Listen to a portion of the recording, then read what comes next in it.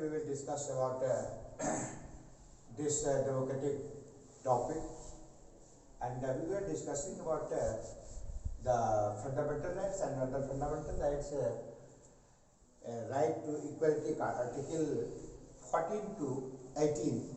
It was already discussed, and today we will like to discuss something more about the right to freedom, article 19 to 22, and it is systematically arranged like right to equality, right to equality,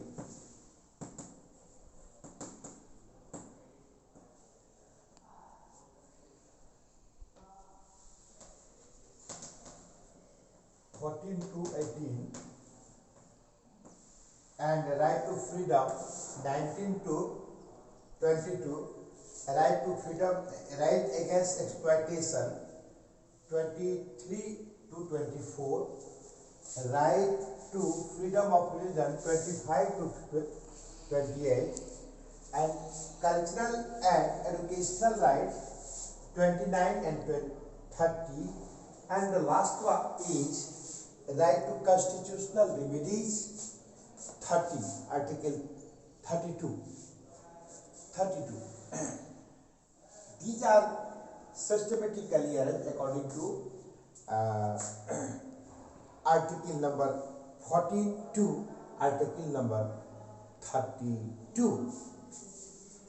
So we will like to express something more about right to freedom. And yesterday we have told you about right to freedom. There are some collection of rights, यानी यह जो है कुछ अधिकारों का संग्रह है, कई प्रकार के अधिकार इसमें आ जाते हैं। राइट टू फ्रीडम में स्वतंत्रता का अधिकार में और भी कई अधिकारों का समावेश रहता है। उदाहरण के लिए फ्रीडम ऑफ स्पीच, भाषण देने की पूरी स्वतंत्रता, पूरी आजादी, and express to our feelings, हम भाषण दे सकते हैं, अपने विचार को अभिव्यक्त करने की स्वतंत्रता इस फ्रीडम में आता है। स्वतंत्रता के अधिकार को कई अधिकारों का पुंज माना जाता है, कई अधिकारों का समाहित इसमें होता है।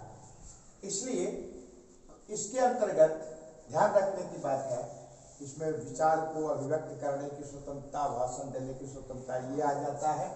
इसके बाद है कि असेंबली पीसफुली, क्या करना है तो सभा को पीसफुली, शांतिपूर्ण तरीके से ऑर्गेनाइज करने की आवश्यकता किया जा सकता है। इस प्रकार का अधिकार फंडामेंटल राइट्स के अंतर्गत आता है। फंडामेंटल राइट्स में राइट टू फ्रीडम में ये सब समाहित होता है। फिर है form, association and union. Form भी बना, एसोसिएशन भी बना सकते हैं, यूनियन भी बना सकते हैं, पार्टी भी बना सकते हैं। Yes, everyone who are Indian people, everyone has right to such type of and these are other fundamental rights, and under fundamental rights it is already mentioned in right to freedom, यानी right to freedom के अंतर्गत इस प्रकार की का अधिकार देश के हर नागरिक को प्राप्त है, बिना किसी प्रकार का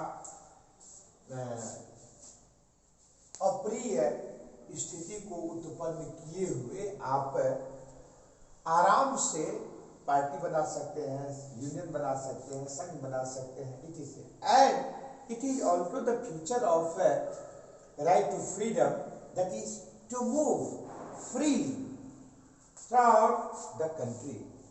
देश के एक कोने से दूसरे कोने में, एक स्थान से दूसरे को स्थान पर जाने की पूरी आजादी संविधान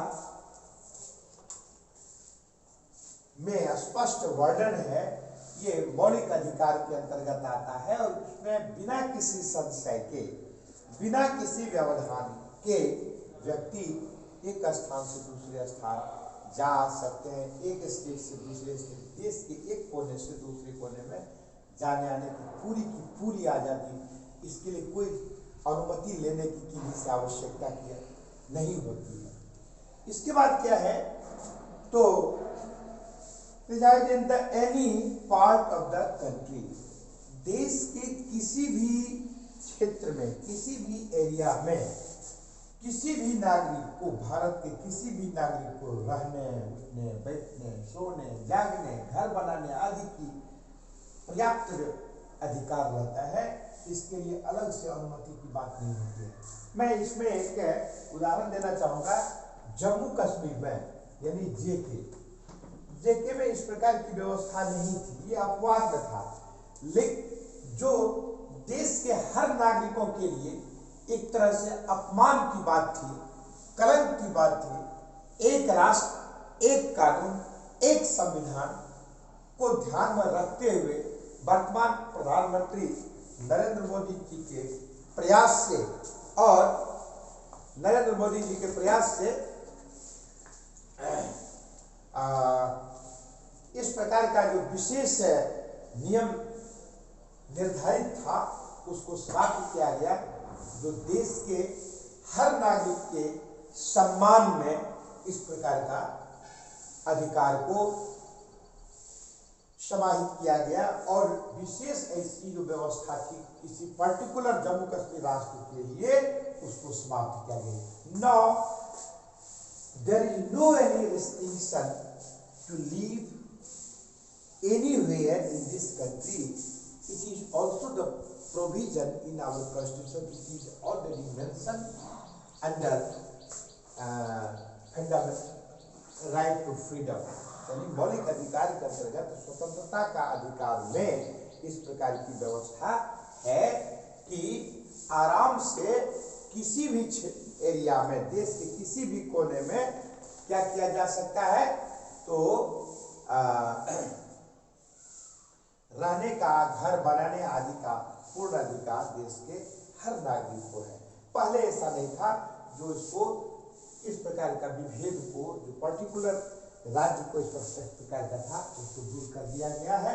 अब पूरे आत्मसम्मान प्रतिष्ठा के साथ हर किसी व्यक्ति को, इवन जम्मू कश्मीर में भी अन्य क्षेत्रों की भांति, अन्य राज्यों की भांति रहने का अधिकार और देश के हर नागरिक को प्राप्त हो गया है। तो ये भी आ जाता है राइट टू फ्रीडम के अंतर्गत। फिर है प्रैक्टिसेस, एनी प्रोफेशन, यानी किसी भी प्रकार का कार्य व्यक्ति यदि करना चाहता है उसके लिए कोई बाध्यता नहीं होती है। जिसको अपने रुचि के अनुसार से जिस प्रकार का कार्य करना है, जिस प्रकार के पेशा को अपनाना है, वो आसानी से कर सकता है, अपना सकता है। तो ये सारे के सारे अधिकार जो है वो राइट टू फ्रीडम के अंतर्गत आता है। यही कारण है कि राइट टू फ्रीडम के बारे में कहा जाता है कि राइट टू फ्रीडम यह कई अधिकारों का केंद्र बिंदु है, कई अधिकारों का समाहित इस राइट टू फ्रीडम में में आता है, फंडामेंटल राइट के अंतर्गत, मौलिक अधिकार के अंतर्गत। इसके बाद है कि राइट अगेंस्ट एक्सप्लॉयटेशन, जो आर्टिकल 23 और 24 में स्पष्ट विशद व्याख्या है कि यदि किसी व्यक्ति को लगता है कि उनका शोषण हो रहा है, शोषण कई प्रकार का होता है, मानसिक शोषण, शारीरिक शोषण, आर्थिक शोषण, तो इन तमाम में से किसी भी दृष्टिकोण से लगता है कि यदि उनका शोषण हो रहा है, अपमानित हो रहे हैं, प्रताड़ित हो रहे हैं, yes, everyone has a right to express, everyone has a right to go to court to file a case against that concerned person, institution, even the government also, if he feels, यदि वह ऐसा feel करता है, ऐसा अनुभव करता है कि उसका शोषण हो रहा है, yes, he has right to court to file a case to that concerned person and institution or anybody else. So this type of rights are already discussed in our Indian Constitution, Article 23 and Article 24. यानी संविधान में जो धारा 23 और 24 है, इसमें स्पष्ट विशद व्याख्या है कि यदि किसी व्यक्ति का लगता है कि शोषण होता है तो उसके विरुद्ध भी व्यक्ति को कोर्ट में जाने का अधिकार है। आज की क्लास में इतना ही। ठीक, अगले दिन हम इस पर चर्चा करेंगे। धन्यवाद।